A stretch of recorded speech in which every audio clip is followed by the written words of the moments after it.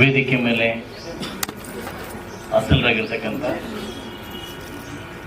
ನಮ್ಮ ಜಿಲ್ಲಾ ಪಂಚಾಯತಿಯ ಪೀಡಿಯಾಗಿರ್ತಕ್ಕಂಥ ಮಂಜುನಾಥ ಸ್ವಾಮಿ ಅವರು ಹಾಗೂ ವೇದಿಕೆ ಮೇಲೆ ಹಾಸನರಾಗಿರ್ತಕ್ಕಂಥ ನಮ್ಮ ಇವಾಗಿರ್ತಕ್ಕಂಥ ಬಾಬು ಅವರೇ, DCC ಬ್ಯಾಂಕ್ ನಿರ್ದೇಶಕರಾಗಿರ್ತಕ್ಕಂಥ ರಘುಪತಿ ಸರ್ ಅವರೇ, ಹಾಗೂ ಮಲ್ಲಡಿ ಜಗದೀಶ್ ಅವರೇ, ಕಾವೇರಿ ಸುರೇಶ್ ಅವರೇ, ಪ್ರಸಾದ್ ಅವರೇ, ನಾಗಕೃಷ್ಣನವರೇ, ರವಿ ಅವರೇ, ನಮ್ಮ ಮೋಹನ್ ಅವರೇ, ಹಾಗೂ ನಮ್ಮ ಕೇಶವ್ ಅವರೇ, ಈಗ ನಾನು ನಮ್ಮ ಜೊತೆ ಬಂದಿರ್ತಕ್ಕಂಥ ಚಂಗಾರೆಡ್ಡಿ, ನಮ್ಮ ರಾಜಗೋಪಾಲ್, ಹಾಗೂ ಈ ಕಡೆ ಬಂದಾಗ ನಮ್ಮ ಹಿರಿಯ ಸದಸ್ಯರಾಗಿರ್ತಕ್ಕಂಥ ಮುಖಂಡರಾಗಿರ್ತಕ್ಕಂಥ ಸೋಮಣ್ಣ ಅವರೇ, ಲಕ್ಷ್ಮೀನಾರಾಯಣ ಅವರೇ, ಹಾಗೂ ರಘು ಅವರೇ, ಮುಸ್ತಾಫ್ ಅವರೇ, ಹಾಗೂ ನಮ್ಮ ರಾಜಣ್ಣ ಅವರೇ, ಹಿಂದೆ ಕೂತಿರ್ತಕ್ಕಂಥ ರಾಜಣ್ಣ ಅವರೇ, ಮಂಜಣ್ಣ ಅವರೇ, ವೇದಿಕೆ ಮುಂಭಾಗದಲ್ಲಿ ಇವತ್ತು ಈ ಸಭೆಗೆ ಕಳೆ ತುಂಬಿರ್ತಕ್ಕಂಥ, ಈ ಸಭೆಗೆ ಮೇನ್ ಕೇಂದ್ರ ಬಿಂದುಗಳಾಗಿರ್ತಕ್ಕಂಥ ನನ್ನೆಲ್ಲ ನೆಚ್ಚಿನ ಹೆಣ್ಮಕ್ಳು, ನನ್ನ ತಾಯಂದಿರು ಮುಂದೆ ಕೂತಿದ್ದೀರಿ.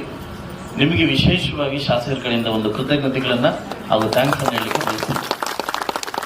ಯಾಕೆ ಇವೆರಡೂ ಹೇಳ್ತಾ ಇದ್ದೀನಿ ಅಂತಂದರೆ, ನಾನು ಲಾಸ್ಟ್ ಮೀಟಿಂಗಲ್ಲಿ ಗಲಾಟೆ ಮಾಡಿ ಆದಷ್ಟು ಬೇಗ ಯಾಕೆ ಆಗಲಿ ಅನ್ನೋದು ನನ್ನ ಆಸೆ ಇತ್ತು. ಅಷ್ಟು ಸರ್ವೇಶ್ ಇದ್ದಾಗೆ ನಾನು ಇದನ್ನು ಮುಂದುವರಿಸಿದೆ.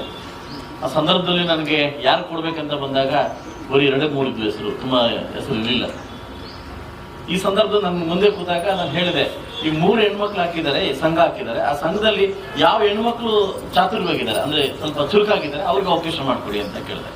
ಇದು ರಾಜಕಾರಣ ಮಾಡೋದು ಬೇಡ, ಇದು ಯಾವ ಹೆಣ್ಮಕ್ಳು ಚುರುಕಾಗಿದ್ದಾರೆ ಅವರಿಗೆ ವ್ಯವಸ್ಥೆ ಮಾಡಿಕೊಡಿ ಅಂತ ಕೇಳಿದೆ. ಸೊ ನಾನು ಯಾಕಂತಂದರೆ ಈ ವಿಚಾರದಲ್ಲಿ ನಾನು ಯಾವತ್ತೂ ಇಂಟರ್ಫಿಯರ್ ಆಗಲ್ಲ, ಯಾಕಂದರೆ ತಪ್ಪೋದು. ಆದರೆ ಅವ್ರು ಕೊಡಬೇಕು, ಇವ್ರು ಕೊಡಬೇಕು ಅಂತ ರಾಜಕೀಯ ಮಾಡ್ತಾರೆ. ನನ್ನ ವಿಚಾರದಲ್ಲಿ ಯಾವತ್ತೂ ಹೆಣ್ಮಕ್ಳ ವಿಚಾರದಲ್ಲಿ ನಾನು ಆ ಥರ ಮಾಡಲ್ಲ. ಯಾಕಂದರೆ ನೀವು ಅಬ್ಸರ್ವ್ ಮಾಡಿರ್ಬೋದು, ನಾನು ಬಂದ 8 ವರ್ಷಗಳಿಂದಲೂ ನಾನು ಮುಂದೆ ಯಾವ ಹೆಣ್ಮಕ್ಳು ಬಂದರೂ ಕೂಡ ಅಕ್ಕ ಅಂತ ಕರಿತೀನಿ. ನನಗಿಂತ ಚಿಕ್ಕವರಾದ್ರೂ ಕೂಡ ಅಕ್ಕ ಅಂತ ಕರಿತೀನಿ. ನಾನು ಇದುವರೆಗೆ ಹೆಸರು ಕರೆದಿಲ್ಲ. ಯಾಕೆಂದರೆ ಹುಡುಗಗಳಂತ ಎಲ್ಲ ನನ್ನ ತಾಯಿದ್ರು ನನ್ನ ಅಕ್ಕ ತಂಗಿರು. ಯಾಕಂದರೆ ಈ ಮನೋಭಾವನ ನಾನೇ ಒಂದು ಮಾತು ಹೇಳ್ತೀನಿ, ಯಾವ ಸಂಸ್ಥೆಯಲ್ಲಿ ಹೆಣ್ಣನ್ನು ನಾವು ಪೂಜಿಸ್ತೀವಿ, ಯಾವ ಸಂಸಾರದಲ್ಲಿ ಹೆಣ್ಣನ್ನು ನಾವು ಪೂಜಿಸ್ತೀವಿ, ಹೆಣ್ಣಿಗೆ ಗೌರವ ಕೊಡ್ತೀವಿ, ಆ ಸಂಸಾರ ಇದುವರೆಗೂ ಬಿದ್ದಿರೋದು ನೋಡಿಲ್ಲ. ಯಾವ ಸಂಸ್ಥೆಯಲ್ಲಿ ಹೆಣ್ಣನ್ನು ಭುವನೇಶ್ವರ ಅಂತ ನಾವು ಪೂಜೆ ಮಾಡ್ತೀವಿ, ಬೇರೆ ಹೆಣ್ಮಕ್ಳು ಕೂಡ ನಮ್ಮ ಹೆಣ್ಮಕ್ಳು ಅಂತ ನಾವು ಅನ್ಕೋತೀವಿ, ಆಗ ಯಾವತ್ತೂ ಅವರಿಗೆ ಸೋಲಿಲ್ಲ ಅಂತ ಅನ್ನೋದನ್ನ ನನ್ನ ಒಂದು ಅನುಭವ. ಯಾಕೆ ಅಂತಂದ್ರೆ ಹೆಣ್ಣನ್ನ ನದಿಗೆ ಹೋಲಿಸ್ತಾರೆ. ಯಾಕೆ ಹೇಳಿ? ಯಾವ ಗಂಡಸು ಒಂದು ಇಟ್ಟಿಲ್ಲ ಅದಲ್ಲ, ಎಲ್ಲ ಹೆಣ್ಮಕ್ಳು ನದಿಗೆ ಹೋಲಿಸ್ತಾರೆ.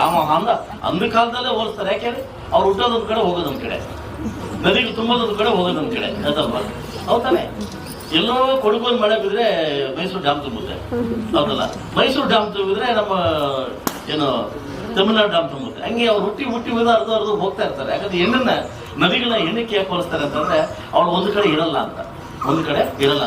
ಬಹುಶಃ ಇಡೀ ಪ್ರಪಂಚದಲ್ಲಿ ನಮಗೆ ವಿಶೇಷವಾಗಿರ್ತಕ್ಕಂಥ ಭಾರತ ಒಂದು ಸ್ಥಾನ ಇದೆ, ಹೆಣ್ಣು ಸ್ಥಾನ ಇದೆ.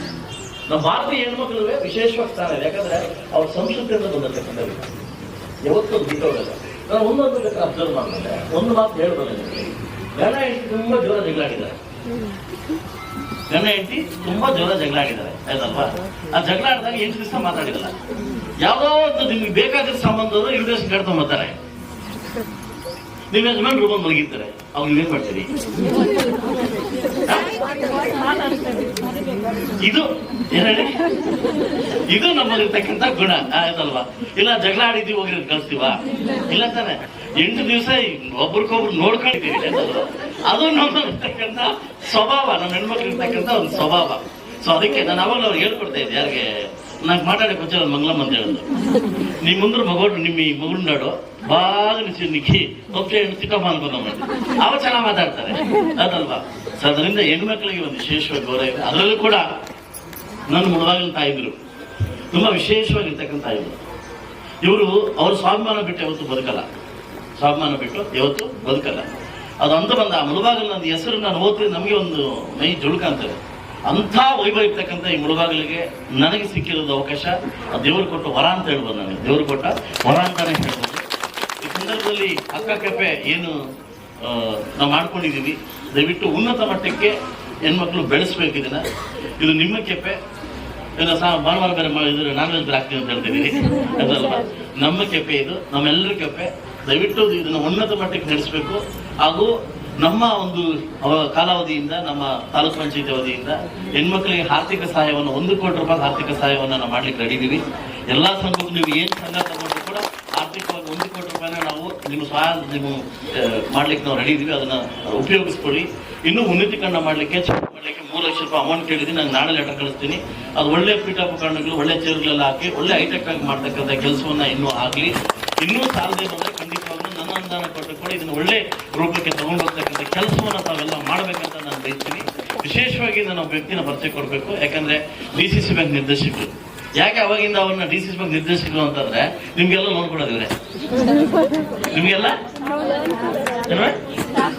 ಈಗ ಬರ್ತಾರೆ, ಈಗ ಸ್ಟಾರ್ಟ್ ಆಗ್ತದೆ.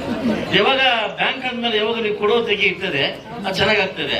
ಈ ಕಡೆ ಪಟ್ಕೊಂಡು ಆ ಕಡೆ పోకపోతే ಅಲ್ವಾ, ಈ ಕಡೆ ಪಟ್ಕೊಂಡು ಆ ಕಡೆ పోకపోతే ಸ್ಟಾಪ್ అయిపోతుంది. ಹಂಗೆ ಎಲ್ಲ ಹೆಣ್ಮಕ್ಳು ಕೂಡ DCC ಬ್ಯಾಂಕ್ನ ಮರುಪಾವತಿ ಮಾಡಿ ನಿಮ್ಮ ವ್ಯವಹಾರವನ್ನು ಹೆಚ್ಚಿಸಿಕೊಂಡ್ರೆ, ತಾಲೂಕಲ್ಲಿ ನಾನು ಇವತ್ತು ನಿರ್ದೇಶಕರನ್ನ ನೀವೆಲ್ಲ ಆಯ್ಕೆ ಮಾಡಿದಿರಿ, ಇವರು ವಿಶೇಷವಾಗಿ ಒಂದು ಮನವಿಯನ್ನು ಕೂಡ ಮಾಡಿದ್ದೀನಿ, ಬೇಗ ಸ್ಟಾರ್ಟ್ ಮಾಡೋಣ DCC ಬ್ಯಾಂಕ್ನ ಇಲ್ಲಿ.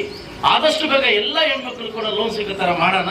ಸೊ ಅದನ್ನ ಆಸೆ ಇತ್ತು ನನಗೆ, ಅದನ್ನ ನೀವು ನನ್ನ ಮುಖಾಂತರ ದಯವಿಟ್ಟು ನಿಮ್ಮ ಮುಖಾಂತರ ನೆರವೇರಿಸ್ಕೊಡ್ಬೇಕು ಅಂತ ನಾನು ವಿಶೇಷವಾಗಿ ಮನವಿಯನ್ನ ಮಾಡ್ತಾ ಇದ್ದೀನಿ. ಈಗ ಒಬ್ಬ ಶಾಸಕರಾಗಿ ನನ್ನ ಹೆಣ್ಮಕ್ಳಿಗೆ ಲೋನ್ ಸಿಗ್ಬೇಕನ್ನೋ ನನ್ನ ಬಯಕೆ, ಅದು ನಿಮ್ಮಿಂದ ಆದಷ್ಟು ಬೇಗ ಆಗ್ಲಿ ಅಂತ ನಾನು ದೇವರಲ್ಲಿ ಪ್ರಾರ್ಥನೆ ಮಾಡ್ಕೊಂತ ಇವತ್ತು ಏನು ಈ ಅಕ್ಕ ಕಪ್ಪೆ ನಾವು ಸ್ಟಾರ್ಟ್ ಮಾಡಿದ್ವಿ, ಒಳ್ಳೆ ಒಂದು ಉದ್ದೇಶದಿಂದ ಸ್ಟಾರ್ಟ್ ಮಾಡಿದ್ವಿ.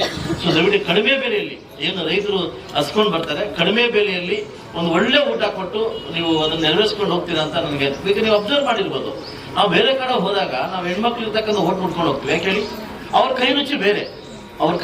ಈ ಪುಣ್ಯಾತ್ಮ ಯಾರು ಹೇಳ್ತೀನಿ, ನಾವು ಟ್ರೈನಿಂಗ್ ಕೊಡ್ತೀವಿ ಅಂತ ಅವಾಗಲೇ ಯಾರೋ ನನ್ನ PDO ಹೇಳ್ತೀನಿ, ಅವ್ರು ಟ್ರೈನಿಂಗ್ ಕೊಡ್ತೀನಿ, ಅವರೇಕಾಯಿ ಎಣ್ಣೆ ತೆಗಿತೀನಿ ಅಂತ. ಎಲ್ಲಾದ್ರೂ ಪ್ರಪಂಚ ಅವರೇಕಾಯಿ ಎಣ್ಣೆ ನೋಡಿದ್ರೆ ನೀವು, ಅವರೇಕಾಯಿ ಎಣ್ಣೆ ತೆಗೊಡ್ತಾರೆ ಅಂತ ನನಗೆ ಆಶ್ಚರ್ಯ ಆಗಿತ್ತು. ಇದೇ ಕೂಡ ಅಂಕಲ್ ನಿಂತಿತ್ತು ಅಂತ ಗೊತ್ತಾಗ್ಲಿಲ್ಲ ಅದೆಲ್ಲ. ಸೊ ಎಣ್ಣೆ ಹೆಣ್ಮಕ್ಳು ಕೂಡ ವಿಶೇಷವಾಗಿ ಆದಷ್ಟು ಬೇಗ ನಿಮ್ಗೆ ಗುಡ್ ನ್ಯೂಸ್ ಬರುತ್ತೆ DCC ಬ್ಯಾಂಕಿಂದ. ನಿಮ್ನೆಲ್ಲ ಮತ್ತೆ ಕರೆದು ನಿಮ್ಗೆಲ್ಲ ಒಂದು ಸೌಕರ್ಯ ಮಾಡ್ತಕ್ಕಂಥ ಕೆಲಸವನ್ನ ಆದಷ್ಟು ಬೇಗ ಆಗ್ಲಿ ಅಂತ ದೇವರಲ್ಲಿ ಪ್ರಾರ್ಥನೆ ಮಾಡ್ಬೇಕು ಅಂತ ಹೇಳ್ತಾ, ಅವಕಾಶ ಕೊಟ್ಟಿದ್ದಕ್ಕೆ ಎಲ್ಲ ಹೆಣ್ಮಕ್ಳು ಕೂಡ ಹಾಗೂ ಸಂಬಂಧಪಟ್ಟ ಎಲ್ಲ ಅಧಿಕಾರಿಗಳಿಗೂ, ನಮ್ಮ ಜೊತೆ ಜಾಯ್ನ್ ಆಗಿರ್ತಕ್ಕಂಥ ಎಲ್ಲ ಕೌನ್ಸಿಲರ್ಸ್ಗೂ, ಎಲ್ಲ ಮುಖಂಡರು ಕೂಡ ಥ್ಯಾಂಕ್ಸ್ ಹೇಳ್ತಾ, ದಯವಿಟ್ಟು ಇಂಥ ಕೆಲಸನ ಇನ್ನೂ ಜಾಸ್ತಿ ಮಾಡೋಣ ಅಂತ ಹೇಳ್ತಾ ಅವಕಾಶ ಕೊಟ್ಟಿದ್ದಕ್ಕೆ ಮತ್ತೊಮ್ಮೆ ಹೊಂದಿಸ್ತಾ, ನನಗೆ ಇನ್ನೂ ಸಾಕಷ್ಟು ಆಸೆಗಳಿತ್ತು, ದೊಡ್ಡ ಕೆಲಸ ಮಾಡಬೇಕು, ಆ ಕೆಲಸ ಮಾಡಬೇಕು ಅಂತ. ನಾನೊಬ್ಬ ವ್ಯಾಪಾರಸ್ಥ, ದುಡ್ಡು ಮಾಡ್ಲಿಕ್ಕೆ ಮುಳ್ಬಾರ್ದು ಬಂದಿಲ್ಲ, ಒಂದು ಒಳ್ಳೆ ಹೆಸರು ಮಾಡ್ಬೇಕಂತ ಬಂದೆ. ನನ್ನ ದುರಾದೃಷ್ಟ ಹೇಳ್ತಾ ಇರ್ತಲ್ಲ, ಗಂಡು ಮಗು ಸುಖ ಇಲ್ಲ ಅಂತ. ಎಷ್ಟೋ ದಿನ ಹೆಣ್ಮಕ್ಳು ಆಸೆ ಇಟ್ಕೊಂಡಿರ್ತಾರೆ, ಅದಲ್ಲ ಒಳ್ಳೆ ಗಂಡು ಮಗ್ಳು ಹೆಣ್ಮಗ್ಳೇ ಆದಂತ. ಅದು ಹುಟ್ಟಿದ್ರು ಹ್ಯಾಂಡಿಕ್ಯಾಪ್ಟ್ ಆದ ಮಟ್ಟಕ್ಕೆ ಹೋಗ್ಬಿಟ್ಟೆ ನಾನು. ಯಾಕೆಂತಂದ್ರೆ ಸರ್ಕಾರದಲ್ಲಿ ದುಡ್ಡಿಲ್ಲ, ಸಂಬಳ ಪಡೆದು ದುಡ್ಡಿಲ್ಲ, ಆಯ್ತಲ್ವಾ. ನೀವು ತಪ್ಪಿಡ್ಕೊಂಬೇಡಿ, ನನ್ನ ಮನೆ ಬಿಡ್ಬೇಕಾದ್ರೆ ಮುಳ್ಬಾಗ್ಲು ಬರೋಕ್ಕೆ ಎಷ್ಟು ನೋವಾಗುತ್ತೆ ಅಂದ್ರೆ, ಬರೀ ಕೈಲಿ ಹೋಗ್ತಿದ್ದೀನಲ್ಲ, ಆದ್ರೂ ಕಾಲು ಹಿಡಿದು ಎಷ್ಟಾಗುತ್ತೆ ಅಷ್ಟು ಗುಂಜ್ಕೊಂಡ್ಬಂದು ವರ್ಕ್ಸ್ನ ಮಾಡ್ತಾ ಇದ್ದೀನಿ. ಆದಷ್ಟು ಬೇಗ ನಮ್ಮ ಕುರುಡುಮಲೆ ವಿನಾಯಕ ಆದಷ್ಟು ಬೇಗ ಸರ್ಕಾರಿ ಬುದ್ಧಿ ಕೊಟ್ಟು, ನಾವ್ಯಾರೋ ಕೇಳಿಲ್ಲ, ಫ್ರೀ ಕೊಡಿ ಅಂತ ಯಾರು ಕೇಳಿಲ್ಲ, ನಮ್ಮಲ್ಲಿ ಗತಿ ಇಲ್ಲ, ಅಕ್ಕಿ ಯಾರು ಕೇಳಿಲ್ಲ, ಅಕ್ಕಿ ಗತಿ ಇಲ್ಲಪ್ಪ ಕೊಡುವಂತ ನಾವು ಕೇಳಿಲ್ಲ. ನಮ್ಮ ಸಂಸಾರ ನಮ್ಮಿದೆ, ಹೋಗ್ಲಿಕ್ಕೆ ರೋಡ್ ಇಲ್ಲ, ಅದಲ್ಲ ಕುಡಿಲಿಕ್ಕೆ ನೀರಿಲ್ಲ. ಈ ಬದುಕಲಿಕ್ಕೆ ನಾವೇನ ಕೇಳಿದ್ವಾ, ಅವ್ರನ್ನ ನಮ್ಗೆ ಕೊಡಿ ಅಂತ ಕೇಳಿದ್ವಾ? ಇಷ್ಟು ದಿವಸ ನಮ್ ಗಂಡದ್ರೆ ಕಟ್ಟಿರ್ಲಿಲ್ವಾ? ನಮ್ದೇನು ಬಸ್ಗೆ ಹೋಗೋದಕ್ಕಂತ ಏನು ಫೀಸ್ ಕಟ್ಟಿಲ್ವಾ? ಕರೆಂಟ್ ಬಿಲ್ ನಾವು ಕಟ್ಟಿರ್ಲಿಲ್ವಾ? ಈಗ ತಾನೇ ಹೇಳ್ತಾ ಇದೆ ಕರೆಂಟ್ ಬಿಲ್ ಎಷ್ಟು ಮಾಡಿದ್ದಾರೆ ಅಂತ. ಕಳೆದಕ್ಕೆ ಬರಕ್ಕಿಂತ ಜಾಸ್ತಿ ಇನ್ನೂ ಮಾಡಾಕವ್ರೆ, ಅದಲ್ವಾ. ಇವಾಗ ಏನಾಗ್ತಂದ್ರೆ ಹೆಣ್ಮಕ್ಳು ಬಸ್ ಫ್ರೀ ಅಂತ ಹೇಳ್ತಾವ್ರೆ, ಗಂಡು ಮಕ್ಳು ಜೋಬಿಂದ ಬೀರ್ ಕಿತ್ಕೊಂತವ್ರೆ, ವಿಸ್ಕಿ ಕಿತ್ಕೊಂತಾರೆ, ಅದು ನಮ್ಗೆ ಕೊಡ್ತಾವ್ರೆ ಅಷ್ಟೇ. ಇದು ನಾವು ಕೇಳಿದ್ವಾ? ಬೇರೆ ರೀತಿಯಲ್ಲಿ ಕಿತ್ಕೊಂಡು ಕೊಡ್ತಾ ಒಂದಕ್ಕೂ ಡಬಲ್ ಮಾಡಿ ಕಿತ್ತಾರೆ. ಬಟ್ ಈ ಸರ್ಕಾರ ಅವ್ರಿಗೂ ಬೇಸತ್ತ ಹೋಗ್ಬಿಟ್ಟಿದೆ, ಹೆಂಗೆ ನಾನು ಅವ್ರಿಗೂ ಬೇಸತ್ತ ಹೋಗ್ಬಿಟ್ಟಿದೆ. ಸರ್ಕಾರದಲ್ಲಿ ಇರ್ತಕ್ಕಂಥ ಎಲ್ಲ ಶಾಸಕರು ಬೇಸತ್ತು, ಎಲ್ಲ ನನ್ನ ಸ್ನೇಹಿತರು. ಏನಕ್ಕಪ್ಪ ಬೇಕಿತ್ತು? ಯಾಕಂದ್ರೆ ನಮ್ಗೆ ದುಡ್ಡು ಕೊಡ್ತಾ ಇಲ್ಲ, ರೋಡ್ ಮುಸ್ಲಿಕ್ಕೆ ದುಡ್ಡು ಕೊಡ್ತಾ ಇಲ್ಲ, ರೋಡ್ ಹಾಕ್ಲಿಕ್ಕೆ ದುಡ್ಡು ಕೊಡ್ತಾ ಇಲ್ಲ, ವೆಂಟಿಲೇಟರ್ ಹಾಕಿ ನಮ್ಮ ಇದ್ರಲ್ಲಿ ಹಾಸ್ಪಿಟಲ್ ಯಾವ್ದಾದ್ರು ಎಮರ್ಜೆನ್ಸಿ ಪೇಷಂಟ್ ಬಂದ್ರೆ ವೆಂಟಿಲೇಟರ್ ಇರಲಿಲ್ಲ, ನಾನು ತರಿಸ್ಕೊಟ್ವಿ. ಡಯಾಲಿಸಿಸ್ ಮಾಡ್ಲಿಕ್ಕೆ ಬಡವರು ಡಯಾಲಿಸಿಸ್ ಕ್ಯಾನ್ಸರ್ ಇದಾದ್ರೆ ಡಯಾಲಿಸಿಸ್ ಮಾಡ್ಲಿಕ್ಕೆ ಒಂದು ಮಿಷನ್ ಇಲ್ಲ, 6 ಮಿಷನ್ ತರಿಸ್ಕೊಟ್ಟೆ. ಯಾವುದೇ ಕಾರಣಕ್ಕೆ ಇಲ್ಲಿಂದ ಬೇರೆ ಕಡೆ ಹೋಗ್ಬಾರ್ದು ಅಂತ. ಆಂಬುಲೆನ್ಸ್ ಸರ್ವಿಸ್ ಇರಲಿಲ್ಲ, ಅದನ್ನ ವ್ಯವಸ್ಥೆ ಮಾಡಿದ್ವಿ. ಹೆರಿಗೆ ಮಾಡ್ಲಿಕ್ಕೆ ಹಾಸ್ಪಿಟಲ್ ಬೆಡ್ ಇರಲಿಲ್ಲ, 2 ಹಾಸ್ಪಿಟಲ್ ವ್ಯವಸ್ಥಿತವಾಗಿ 56 ಕೋಟಿದಲ್ಲಿ, ಒಂದು ನಂಗ್ಲಿದಲ್ಲಿ, ಇನ್ನೊಂದು ಇಲ್ಲಿ ಮಕ್ಕಳ ಆಸ್ಪತ್ರೆ ಅಂಡು ಗಂಡು ಆಸ್ಪತ್ರೆ, ದೊಡ್ಡ ಮಟ್ಟಕ್ಕೆ ಹಾಸ್ಪಿಟಲ್ ಕಟ್ಸ್ತಾ ಇದ್ದೀನಿ. ಏನಕ್ಕೆ ಇದಾಗಬೇಕು? ಬಡಬಗ್ಗರು ಏನ್ ಕೇಳ್ತಾರೆ? ಮೆಡಿಸಿನ್ ಕೇಳ್ತಾರೆ, ಹಾಸ್ಪಿಟಲ್ ಕೇಳ್ತಾರೆ. ನಾವು ಕರೆಂಟ್ ಕೇಳ್ತೀವಿ, ರೋಡ್ ಕೇಳ್ತೀವಿ, ಆಯ್ತಲ್ವಾ. ಸೊ ಅದರಿಂದ ಆದಷ್ಟು ಬೇಗ ಈ ಸರ್ಕಾರಕ್ಕೆ ನನ್ನ ಮನವಿಯನ್ನು ತರಿಸ್ತೀನಿ. ನಮ್ಮ ನೋವನ್ನು ಅರ್ಥ ಮಾಡ್ಕೊಂಡು ಆದಷ್ಟು ಬೇಗ ಅಭಿವೃದ್ಧಿಗೋಸ್ಕರ ಕೆಲಸ ಮಾಡಿ ಅಂತ ಕೇಳ್ಕೊಂಡು, ನಾನು ನಿಮ್ಮನ್ನು ದುಷ್ಟ ಮಾಡ್ತಾರ, ಅಭಿವೃದ್ಧಿ ಪಥ ಮಾಡೋಣ, ಅಭಿವೃದ್ಧಿ ಕೆಲಸ ಮಾಡೋಣ ಅಂತ ಹೇಳ್ತಾ ಅವಕಾಶ ಕೊಟ್ಟಿದ್ದಕ್ಕೆ ಎಲ್ರಿಗೂ ಒಂದು ಸಹ ನಾನು ಮಾತು ಮುಗಿಸಿದ್ರೆ ಎಲ್ರಿಗೂ ಒಳ್ಳೆಯದಾಗ್ತದೆ.